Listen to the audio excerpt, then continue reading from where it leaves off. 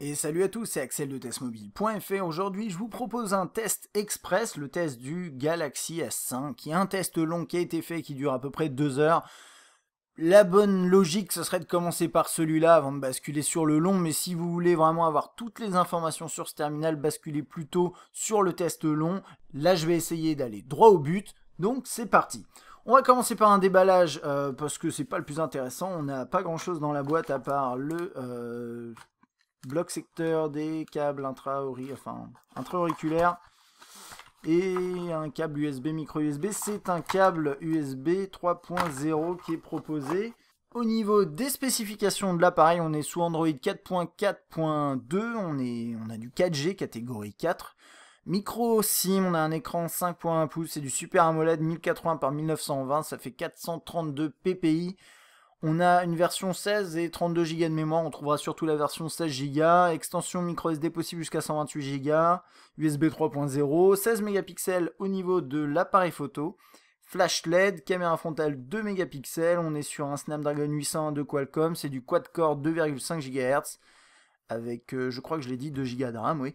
Une batterie de 2800 mAh, c'est un terminal qui est certifié IP67, donc qui est waterproof, 1 mètre de profondeur, 30 minutes max, certifié comme ça en tout cas, résistant à la poussière. Il y a un scanner d'empreinte juste ici et un cardio fréquence mètre qui est juste à l'arrière ici. Pour info au niveau du prix, il est à 679 € nu, on l'a à peu près à 300 € sans ODR avec forfait, bien sûr avec ODR ça se transforme en 100 €. Et au niveau des couleurs, on l'a en noir, blanc, bleu et or, ici on l'a en couleur blanche. Alors côté design, rien de très original, hein. Là par exemple j'ai un Galaxy S3, on a du mal à voir la différence. Bah si, finalement la différence avec ce S5 c'est par rapport ici à un S3, c'est qu'il est moins rond, moins arrondi, on a des formes beaucoup plus carrées, un petit peu comme ce qu'on a vu sur le Note 3 par rapport au Note 2. Il ressemble du coup un petit peu plus à un S4, malheureusement ici en couleur plus foncée, mais toujours un peu plus carré. On a en haut, la sortie audio au-dessus de l'écran, quelques capteurs. On a un léger petit point, des petits points ici. Il y a toujours un petit côté un peu décoratif. En dessous, le changement principal, c'est le scanner d'empreinte digitale qui est juste là. Une touche multitâche à la place de la touche menu. Ça, c'est la grosse nouveauté chez Samsung. Et la touche retour ici. Sur la droite, on a un bouton on-off verrouillé, déverrouillé. Ici, au niveau du design, on a pas une petite fente, mais un petit relief là. C'est un peu comme sur le Note 3. On a le jack 3.5 ici, le port infrarouge là, l'appareil photo, le cardio fréquence mètre, le haut-parleur. Et de ce côté-là, on a le bouton de gestion du volume. En dessous, on a une petite trappe qui est nécessaire pour rendre le terminal résistant à l'eau et à la poussière et qui permet d'accéder au micro USB. Voilà.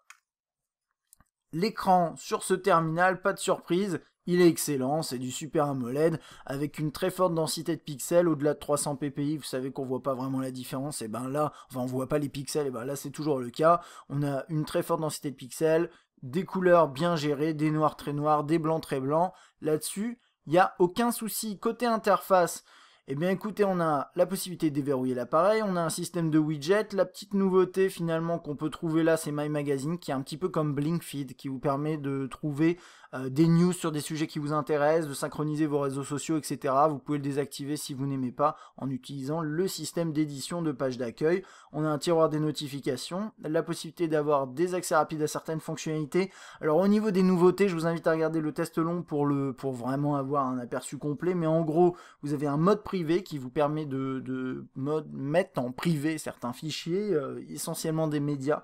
C'est un peu limité d'ailleurs. On a le Smart Booster qui est juste ici, qui permet de mixer en fait la 4G et le Wi-Fi pour créer un débit supérieur quand vous téléchargez des fichiers sur Internet. On a la boîte à outils qui est un petit rond qui se promène sur l'écran avec des raccourcis en accès rapide. Et puis après on a le classique, hein, le système de multi-view, multi-window, si j'arrive à l'activer, hop, qui permet tout simplement, si je le retrouve, excusez-moi, bah il est là pourtant. Ok, mais à mon avis, on peut pas l'activer en ayant ça ici. Voilà, multiview, multi-window qui permet d'avoir plusieurs applications en même temps. Donc là, par exemple, la galerie et mes fichiers. Ce genre de choses, c'est quelque chose qu'on avait déjà sur le Note et qu'ensuite on a eu sur la gamme Galaxy S de cette façon-là. Le menu principal est classique avec toutes les applications bien sûr, vous pouvez créer des dossiers, vous pouvez désinstaller, désactiver, masquer des applications. Au niveau des appels, on a une interface classique, vous composez un numéro, vous commencez à taper un numéro, vous avez des propositions, le journal, les favoris, les contacts, sans synchronisation sociale poussée. On a vraiment les informations de base là-dedans, il n'y a pas eu de grands changements. Au niveau des messages, toujours triés par contact et conversation, bien entendu, vous pouvez maintenant mettre des contacts en accès rapide ici. La saisie de texte est pas mal du tout au niveau des fonctionnalités. Vous avez pas mal de choses.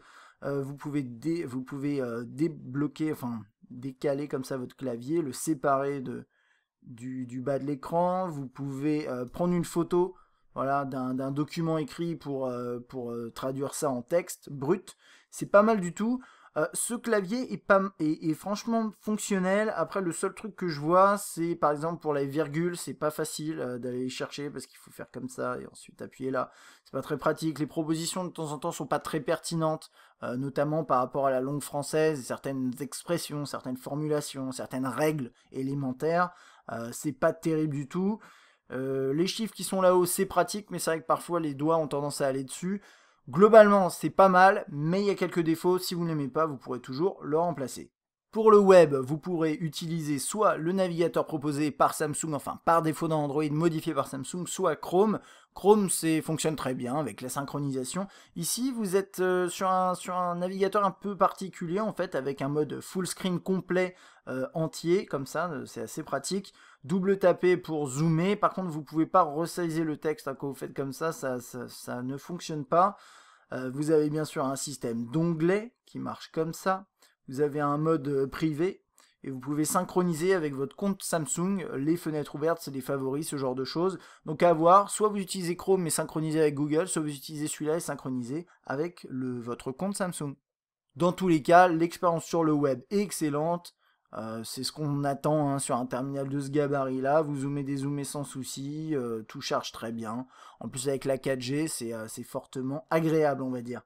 L'appareil photo a subi de nombreuses modifications avec notamment les modes ici. On a le mode auto en fait qui regroupe tous les différents modes qu'on pouvait trouver avant, notamment nuit, etc. On a beauté, cliché et plus, c'est ce qui permet en fait finalement d'accéder par la suite à tout ce qui est supprimer un élément à l'écran, meilleure pose, meilleur cliché, etc. Donc là par exemple je viens de prendre un cliché, je vais les propositions ici, meilleure pose, meilleure photo, chronophoto, c'est un système qui permet de mixer différentes, c'est un effet stroboscopique, voilà, sur les scènes d'action. On a une gomme, un effet panoramique également ici qui permet plutôt de mettre du flou par exemple sur une scène, sur un mouvement, ce genre de choses. Donc là c'est ces modes là. On a un mode panorama, visite virtuelle et dual caméra, c'est un classique qu'on commence à bien connaître sur ces terminaux là. Voilà. On a aussi, grosse nouveauté, alors on a le mode HDR toujours, mais on a le mode sélectif, le mode de mise au point sélectif qui permet de créer une sorte de profondeur de champ en dessinant les contours d'un sujet en premier plan et ensuite en appliquant du flou en arrière-plan. Vous verrez les résultats sur testmobile.fr, c'est pas trop mal, mais globalement c'est comme sur le M8 ou c'est comme ce que fait un peu la concurrence globalement. Le résultat peut être séduisant, mais manque de finesse, manque de précision, et du coup on a globalement des zones qui sont floutées alors qu'elles ne devraient pas, etc. Donc c'est un petit peu dommage. On peut filmer, ça c'est nouveauté aussi sur celui-ci. Alors sur le Note 3 c'était possible, mais là on a le mode UHD qui est disponible et qui permet donc de filmer en 4K. On va maintenant se focaliser sur la galerie. Pour tout ce qui est qualité photo et vidéo, je vous invite soit à regarder le test complet, soit à lire le test écrit. Mais là, au niveau des fonctionnalités, on a quelque chose de pas mal. On peut naviguer rapidement entre les dates. On a un mode de diaporama, on a un mode studio qui permet d'éditer vos différents contenus. On peut rentrer dans une image, la partager en DLNA, la partager avec vos amis. La rogner, on peut détecter le texte dans un cliché, dans une image, ça c'est plutôt sympa, l'imprimer. Ce genre de choses, on a différents tris par album, date, personne, paysage, document. Après c'est à vous de taguer vos clichés correctement. Tout marche plutôt bien. Et puis ensuite quand vous avez des clichés qui ont été capturés via le mode évolué, on va dire, eh bien vous avez une petite icône qui s'affiche ici. Et quand vous appuyez dessus, vous avez la possibilité de l'éditer après. Alors c'est peut-être pas celui-là, je me suis peut-être trompé. Si j'arrive à en retrouver une. Alors vous voyez par exemple là voilà, là c'est une icône qui montre que c'est un cliché qui a été pris avec ce mode là. Hop, je sais pas si je vais pouvoir l'éditer. Voilà, prise et plus, qui est ici, du coup on a ce mode ici, tous les systèmes en bas là. Et également visite virtuelle, vous avez ça qui s'affiche ici, et quand vous êtes en focus sélectif, vous l'avez également là. Vous appuyez sur l'icône et vous pouvez régler le focus sélectif juste ici après avoir capturé l'image. Le lecteur musical reprend cet esprit flat design qu'on trouve maintenant dans TouchWiz, qui est plutôt sympathique avec album, piste, on retrouve toutes les fonctionnalités classiques.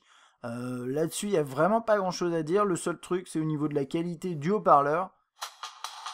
Eh bien écoutez, je vous invite soit à regarder le test plus long, mais en tout cas pour avoir plus d'échantillons, mais en tout cas ce haut-parleur est plutôt pas mal, on a un volume qui est suffisant je trouve, et on a une qualité du son qui est bonne, même au maximum et même sur certains morceaux, donc ça c'est bien, et quand vous mettez les écouteurs là vous avez quand même une qualité de sonore qui est vraiment très très bonne. Donc ça c'est un bon point, bien sûr après au niveau du haut-parleur ça équivaut pas du tout à ce qu'on trouve sur un One, M7 ou M8, mais bon là c'est quand même très particulier. Pour la vidéo, on retrouve quelque chose qu'on connaissait un peu déjà, donc avec les liens avec les appareils en DLNA, tout ce que vous avez sur votre terminal. Ensuite, vous lancez un fichier. Voilà, vous avez Pop-up Play qui s'affiche ici. Toujours, hein, bien sûr. Vous pouvez capturer une image si vous avez envie et avancer d'image en image de cette façon-là. Ça, vous pouvez l'activer, désactiver, bien sûr, vous n'êtes pas obligé de l'activer. Vous avez un système de sous-titres et les aperçus par chapitre pour naviguer un peu plus vite dans votre vidéo. Donc ça, c'est bien, ça fonctionne très très bien. Le calendrier est plutôt réussi, il s'appelle S-Planner et il permet tout simplement de visualiser vos événements par année, par mois, de cette façon-là, avec le rollover au doigt directement, ça c'est top. Et mois et calendrier qui est probablement le mode le plus pratique qui permet tout simplement de visionner à la fois le mois et les événements juste en dessous. Vous avez un mode semaine, jour et liste également. Pour continuer dans tout ce qui est organisation, productivité on va dire, vous avez également un bon client email qui est plutôt sympa, toujours avec AirView qui fonctionne de cette façon-là. Vous rentrez dans un email, vous avez la possibilité d'afficher vos images, ce genre de truc.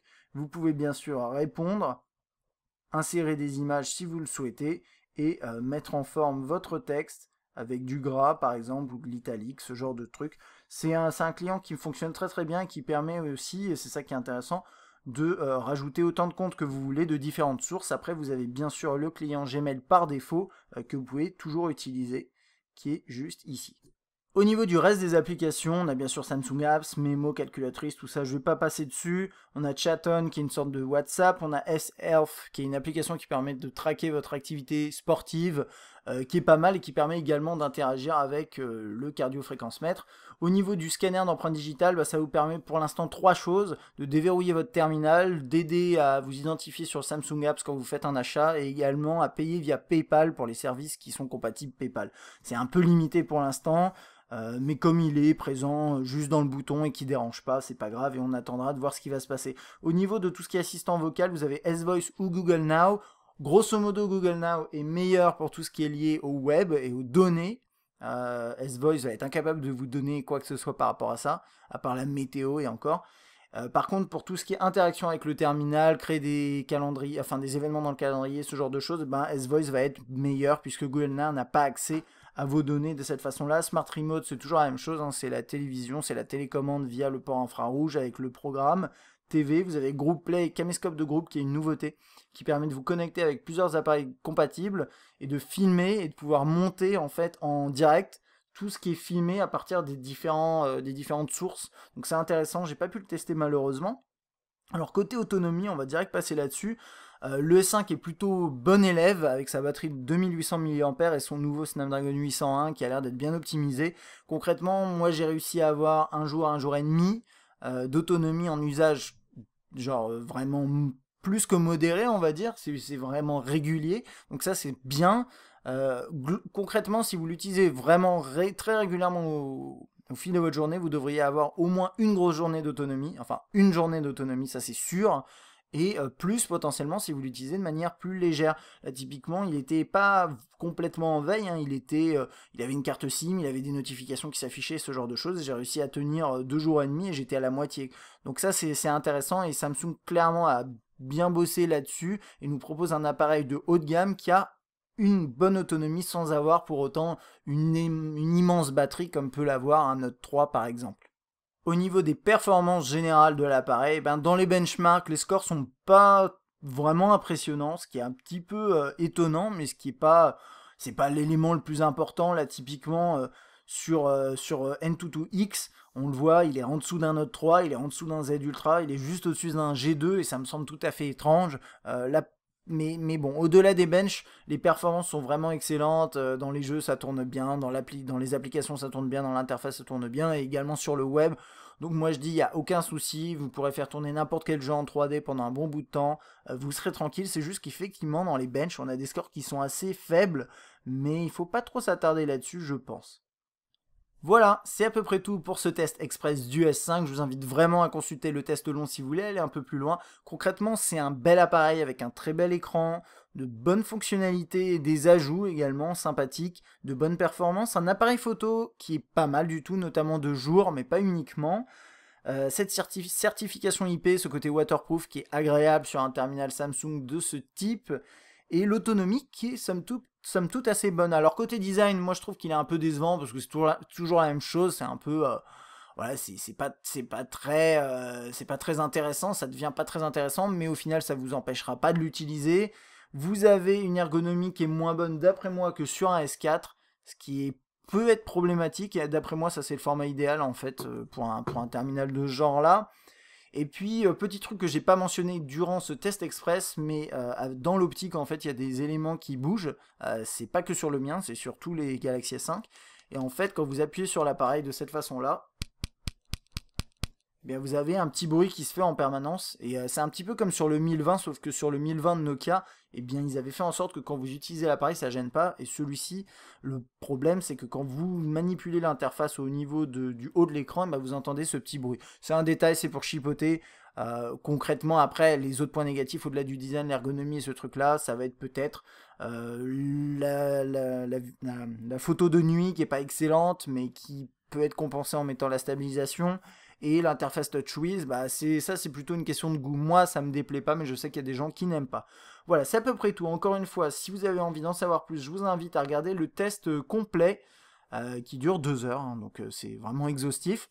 Et j'espère que cette vidéo vous a plu. N'hésitez pas à appuyer sur like si c'est le cas et à vous abonner. Et moi, je vous dis à bientôt.